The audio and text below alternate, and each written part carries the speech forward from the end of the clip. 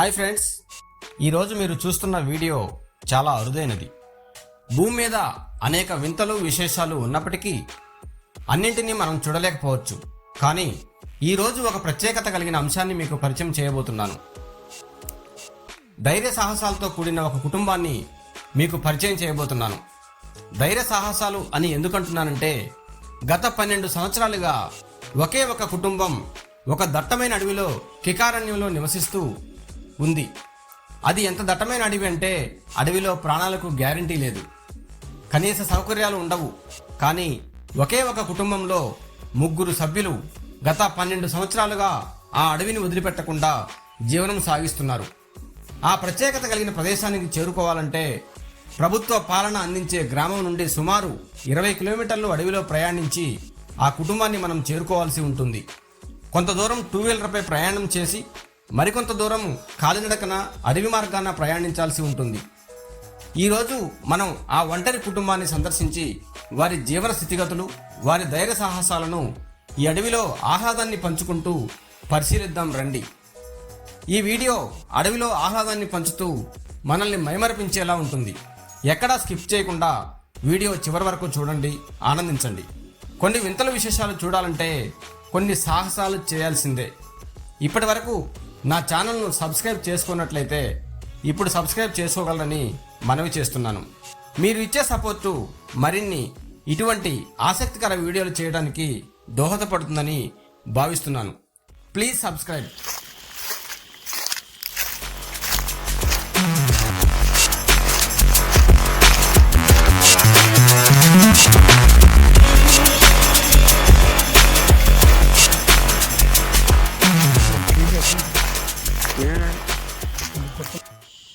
Friends, మనం ఇప్పుడు పాత గోగులపూడి గ్రామంకి సమీపంలోకి వచ్చాము.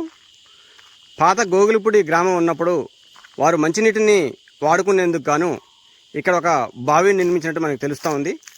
చూద్దాం. ఈ బావి అంటే పాత గోగులపూడి గ్రామ ప్రజలు మంచినీటి కోసం ఈ బావిని వాడేవారని మనకి చెప్తూ ఉంటారు పెద్దలు. చూసారా, ఈ బావి రాళ్లతోటి నిర్మించి ఉన్నది. ఇప్పుడు పాడుబడిపోయిన బావిలాగా మనకి కనిపిస్తూ ఉంది. అదేవిధంగా ఇక్కడ ఐటీడీఏ ఆధ్వర్యంలో ఇక్కడ ఒక ఐరన్ పోల్ కూడా నిర్మించి ఉన్నారు. ఇక్కడ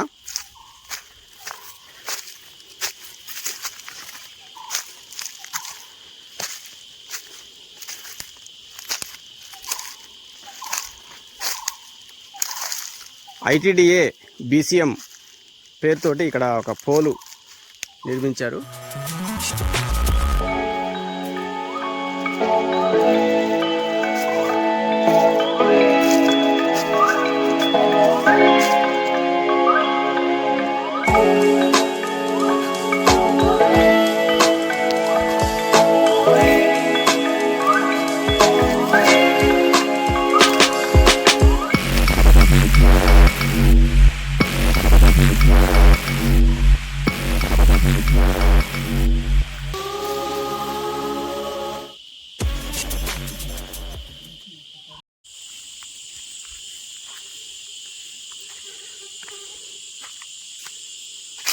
మనం పాత గోగులపూడి గ్రామానికి దగ్గరలోకి వచ్చాము.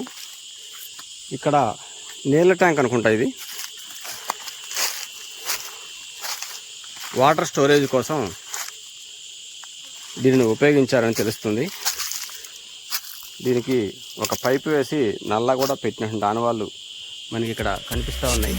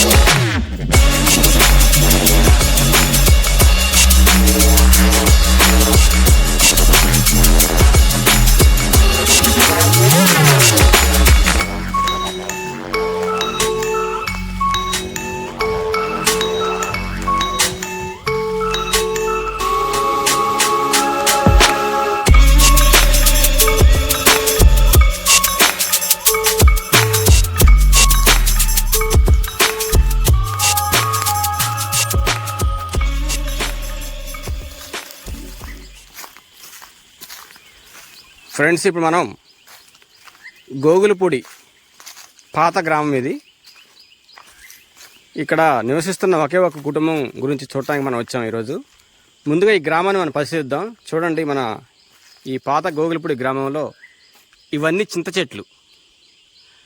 అంటే ప్రతి గ్రామం ఉన్న చోట కూడా చింత చెట్లు, వేప చెట్లు, ఇంకేదన్నా పండ్ల చెట్లు, మామిడి చెట్లు అలాంటివి వేసుకుంటాం కదా. చూడండి, పాత ఆనవాళ్ళు మనకి పాత గోగులపూడి గ్రామంలో ఈ చెట్లు మనకి కనిపిస్తూ ఉన్నాయి. ఇదంతా కూడా ఒకప్పుడు గ్రామం ఇది. అన్ని ఇళ్ళే ఉండేవి ఇక్కడ.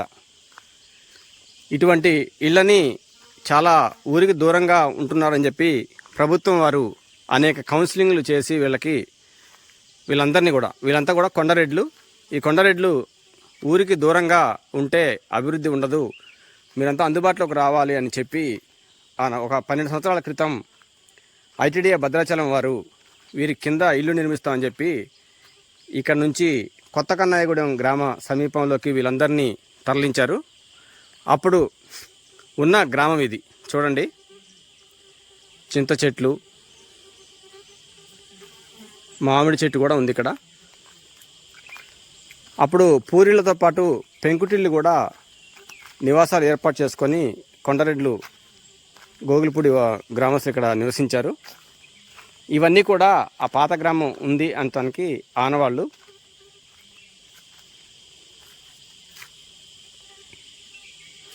తర్వాత క్రమంలో ఈ గ్రామాన్ని అక్కడ తరలించారు కాబట్టి ప్రభుత్వం వారు దీన్నంతా కూడా ఫారెస్ట్ వారు ఆక్యుపై చేసుకొని ఇక్కడ బ్యాంబో అంటే వెదురు సాగు చేస్తూ ఉన్నారు కార్పొరేషన్గా తీసుకొని. అందుకని ఇక్కడంతా కూడా వెదురు గూళ్ళు మనకి కనిపిస్తూ ఉన్నాయి. ఇది ఒకప్పటి పాత గోగులపూడి గ్రామం. ఇప్పుడు మనం ఈ గోగులపూడి గ్రామాన్ని అంటిపెట్టుకొని అందరితో పాటు వెళ్లకుండా నివసిస్తున్నటువంటి ఒకే ఒక కుటుంబాన్ని చూద్దాం. ఆ కుటుంబం దీనికి కొంచెం దగ్గరలో అటుపక్కన ఇల్లు ఉన్నది, చూద్దాం పదండి.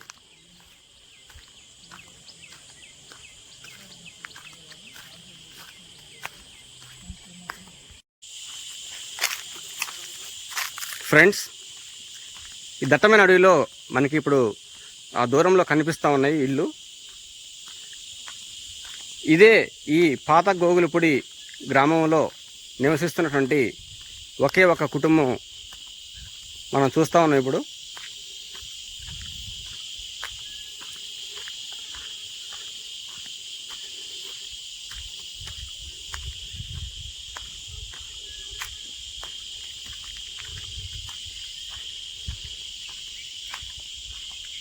దాదాపుగా గుబ్బలమంగమ్మ గుడికి సుమారు 4 నుంచి 5 కిలోమీటర్ల దూరంలో ఈ పాత గోగులపూడి గ్రామం ఉన్నది. ఈ గ్రామంలో ఒకే ఒక కుటుంబం ప్రస్తుతం నివసిస్తూ ఉన్నది.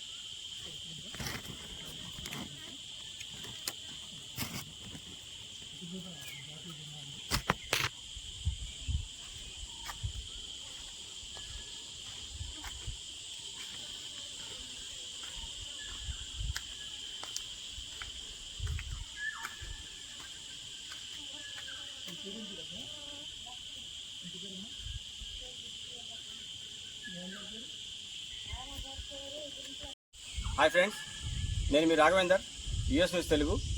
ఈరోజు మనం ఒక దట్టమైన కికారణ్యంలో ఒకే ఒక ఫ్యామిలీ, ఒకే ఒక కుటుంబం నివసిస్తూ ఉంది. ఆ కుటుంబాన్ని చూడటం కోసం మనం ఒక దట్టమైన అడవిలోకి వచ్చాము. ఈ ప్రాంతం ఎక్కడంటే తెలంగాణ ఆంధ్ర సరిహద్దులో ఉన్నటువంటి గుబ్బలమంగమ్మ ఆలయానికి సమీపంలో ఉన్నటువంటి పాత గోగులపూడి గ్రామానికి వచ్చాం మనం. ఈ పాత గోగులపూడి గ్రామం కావడగుండ్ల గ్రామ పంచాయతీలో ఉంటుంది. అశ్వారావుపేట మండలం, భద్రాద్రి కొత్తగూడెం జిల్లా, తెలంగాణ రాష్ట్రంలో ఉన్నది ఇది.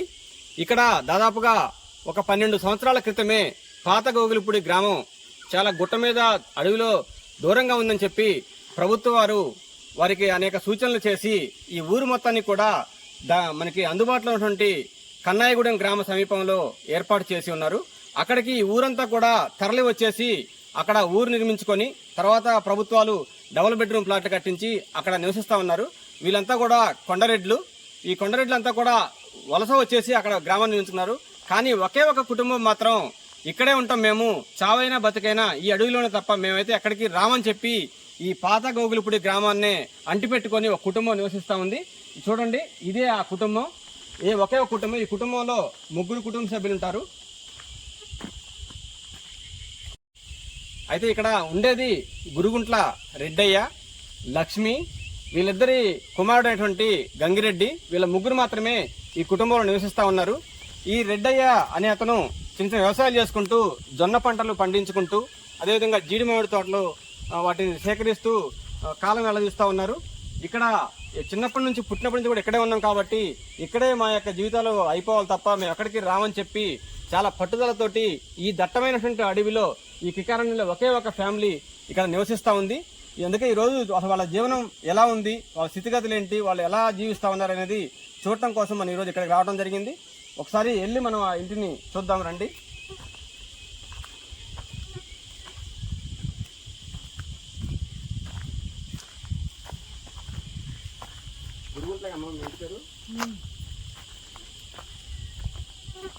చూసారా, ఇక్కడ కూర్చున్నారు కుటుంబ యజమాని గురుగుంట్ల లక్ష్మి.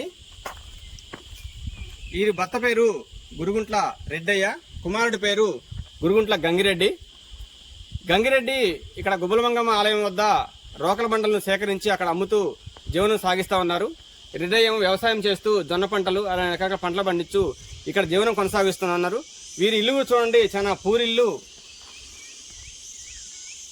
కానీ అడవిలో చాలా సాహసంతో వీరు నివసిస్తున్నట్టుగా మనకు అనిపిస్తూ ఉంది. ఇక్కడ చింత చెట్లు కానీ అనేక రకాల సౌకర్యాలు కూడా వీరికి ఉన్నాయి. మంచినీటి కోసం కొంచెం దూరం వెళ్ళి మంచినీటిని సేకరిస్తూ ఉంటారు వీళ్ళు. ఇల్లుని కూడా కప్పుకోవడానికి దర్భగడ్డిని కూడా వీళ్ళు ఇక్కడే పంట పండించి ఈ దర్భగడ్డితోటి ఇల్లు కప్పుకొని నివసిస్తూ ఉన్నారు. వీటికి సంబంధించినటువంటి కోళ్లు కానీ ఇవన్నీ కూడా పశు సంపద కూడా వీళ్ళకి మెండుగానే ఉంది. ఇక్కడ జొన్న పంట, జీడి మామిడి, ఇంకా కొన్ని రకాల అవసరమైనటువంటి పంటల్ని పండిస్తూ వీరు జీవనం కొనసాగిస్తూ ఉన్నారు.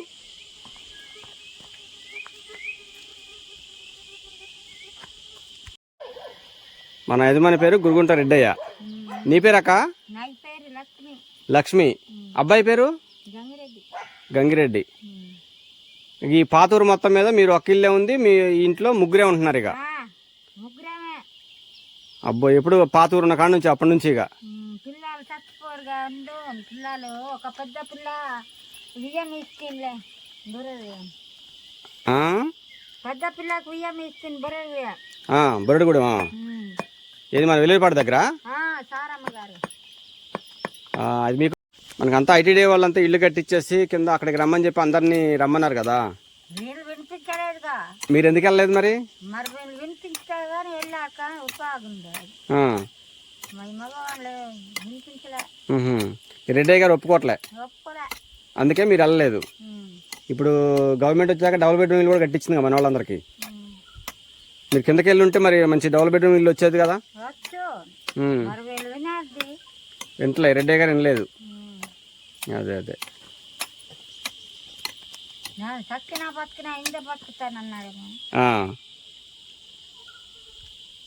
అప్పుడు మనకి వెలేరుపాడు దగ్గర మోదెలు ఉందిగా, ఆ మోదెలో కూడా ఒకళ్ళే ఉండేవాళ్ళు, తెలుసా మీకు? అప్పుడు ఒక్కళ్ళే ఉండేవాళ్ళు అక్కడ, ఒకటే ఫ్యామిలీ, ఒక్కడే మళ్ళీ మంచి. నాకు అటు పుట్టిందన్న ఇట్టొచ్చిరాము. ఏ ఊరు? మోదాల్లో పుట్టిందన్న ఇట్టొచ్చి. అవునా? ఎక్కడో బిడ్డ నేను. ఓహో. ఇప్పుడు మరి ఇక్కడ మంచిగానే ఎట్లా మరి? మంచినీళ్ళు అటు సల్మాన్ అంటున్నది గొంతుకోవాలి నీళ్ళకు మెట్ట దాంటి. అటు వెళ్ళాలనా మంచినీళ్ళకి? మెట్ట దాంట గొంతుకు పోవాలి, పోతగా నీళ్ళు కాదు. మెట్ట దాటి వెళ్ళాలా? ఓ ఆ కొండ ఈ మెట్ట దాటి వెళ్ళాలి. మెట్ట దాటి అవతలకి వెళ్ళాలి మంచినీళ్ళు కావాలంటే. మరి ఎట్లా మీరు తెల్లి తెచ్చుకుంటున్నారా? వెళ్ళి తెచ్చుకుంటాం. తిరుగుతుంది తల్లి ద్వారా.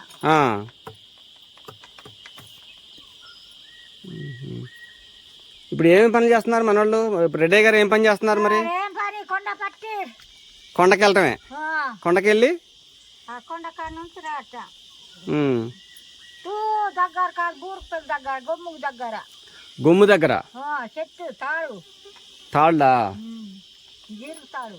ఇప్పుడు మనకి పంటలు ఏమేమి వేస్తున్నారు? మన పొలం ఏం చేస్తున్నారు ఇక్కడ? నేను మీరు జొన్న ఏంటో జొన్నయ్య. జొన్న వేశారు. ఏంటో జొన్నయ్య. ఎక్కడ మరి పొలం ఎక్కడుంది? అక్కడనే. ఓ ఆ గుట్ట దగ్గర. ఇక్కడే దీని అవతల. ఇది దాటిపోతే కనబడుతుంది. ఇక జొన్నలు పండించి ఇక్కడ జీడి తోట వేశారు.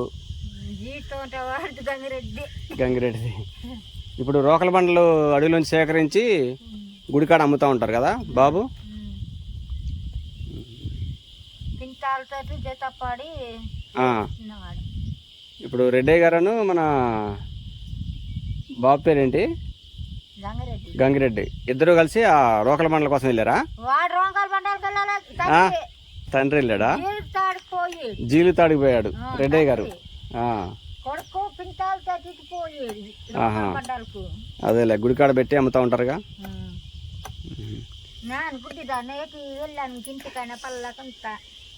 మరి నైట్ ఇటు జంతువులు ఎట్లా ఏం రావట్లేదు? ఇటు రావు.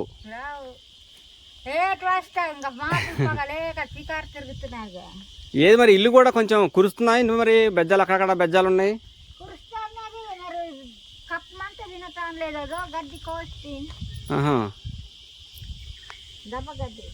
అదే గడ్డి కూడా మొత్తం పైన పోయింది. ఇల్లు కురుస్తుంది కదా, మళ్ళీ వచ్చేది వర్షాకాలం.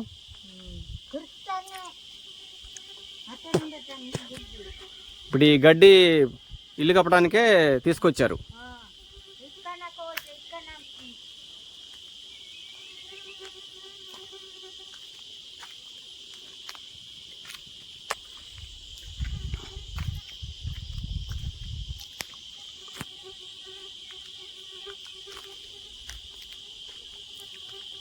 మొత్తం మరి బియ్యం ఉంటాయా మీకు? బియ్యం తెచ్చుకుంటారా? జొన్నలేనా? ఏం చేస్తారు? జొన్న అన్నం వండుతారా? జొన్న అన్నం దంచి వండుకుంటారు రోజు అదే. ఇక జావ కత్తారా?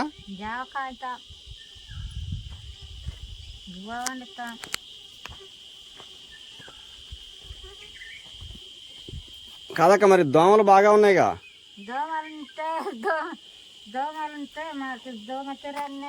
దోమతెర ఉందా? ఇప్పుడు మీకు ఓటు హక్కు ఉందా? నాకుండేది కానీ ఓటు. మరి నేను ఎలా పోతాను? నాకు ఎవరైనా తీసుకెళ్తే వెళ్తాం, లేకపోతే లేదు. ఇప్పుడు మనకి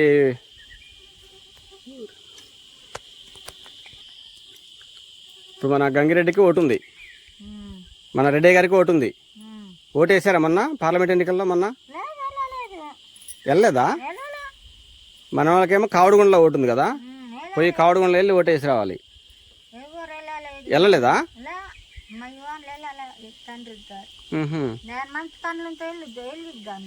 అదే మీకేమో కళ్ళు కనపట్లేదు కాబట్టి మీరు వెళ్ళలేదు. అదే మన వాళ్ళంతా ట్రాక్టర్లు వేసుకొని కావడిగుండలో వచ్చి ఓటేసి వెళ్ళారు మొన్న. మన వార్డ్ నెంబర్ ఉండగా మనోడి పేరు ఏదో ఉంది,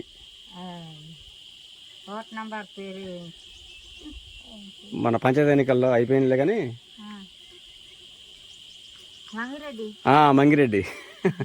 మీకు బాగానే వస్తుంటారా మన వాళ్ళు ఇక్కడికి ఊరు నుంచి? నిన్న ఇవాళ వెళ్ళిపోయారు. ఆ.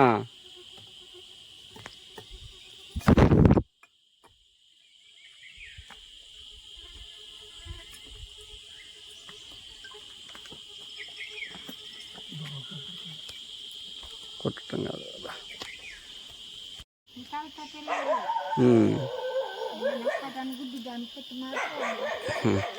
మరి హాస్పిటల్కి ఏం చూపించుకోలేదా? అంతా చూసారు.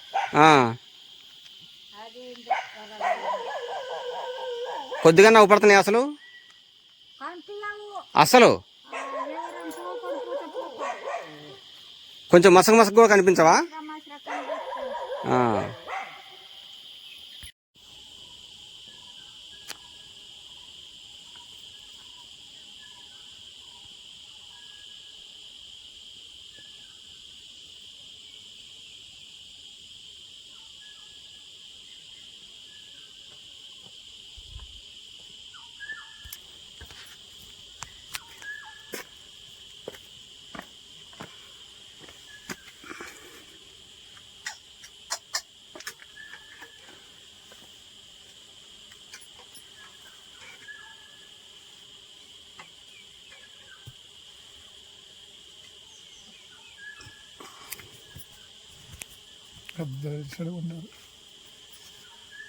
పెద్ద లోట ఇదిగో ఇదో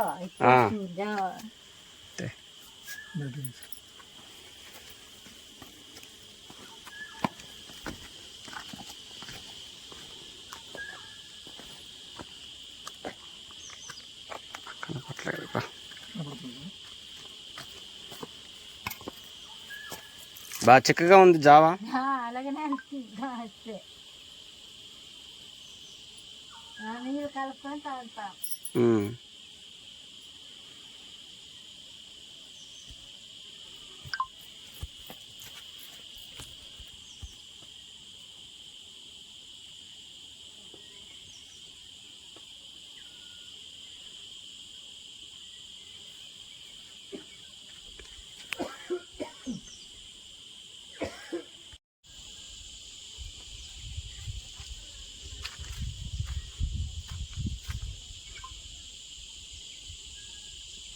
రెడ్డి గారు కూడా ఉంటే బాగుండేది.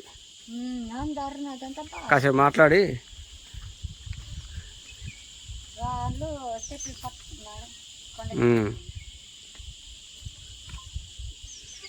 ఎన్ని ఎకరాలు ఉంటుంది మన పోడు భూమి? ఇక్కడ మన భూమి ఎన్ని ఎకరాలు ఉంది?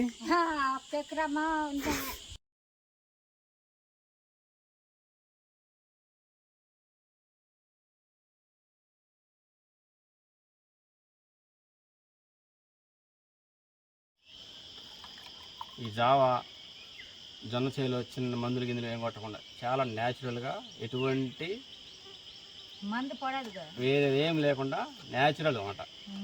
మందు పడదు, మందు లేని పంట. ఇట్లాంటి తాగబట్టే మీరు అడవిలో ఒక్కళ్ళున్నా చక్కగా మంచిగా బతకగలుగుతున్నారు. మీద పడుతుంది బాబు వీడియో కోసం. నిండు పండు ఇస్తుంది కానీ నీరు ఉంది కానీ చల్లకింది ఎక్కడ ఉంటుంది. విత్తనాలు పెంచుకుందామంటే చెల్లంగా కింద చూడ అంత చెల్లంగా కింద మన వాళ్ళు పండిస్తూ ఉంటారుగా, పంపిస్తారా? అటు వాళ్ళు పండిస్తారు.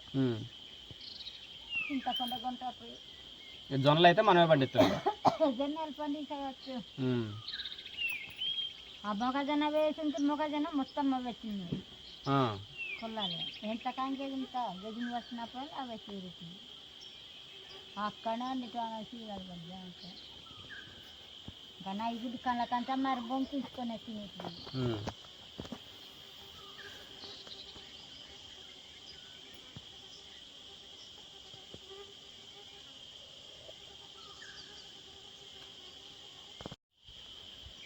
మన గిరిజనులు కానీ మన కొండ్రెడ్ల ఇళ్ళల్లో ప్రతి ఇంట్లో కూడా ఎండాకాలం రాగానే ఈ జావా అంటే అంబలని కూడా అంటారు.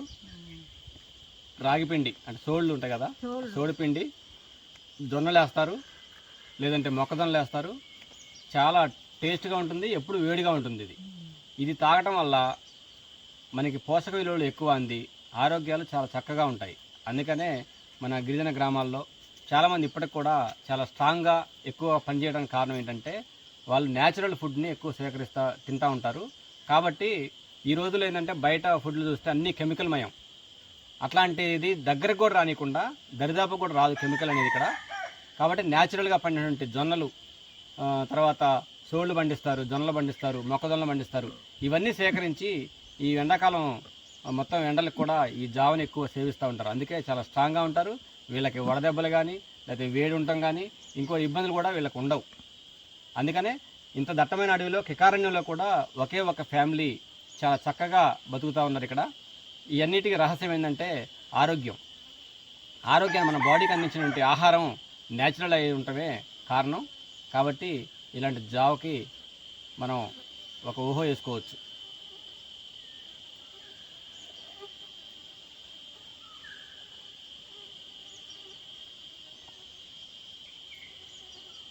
చాలా బాగుంది, వెరీ టేస్ట్.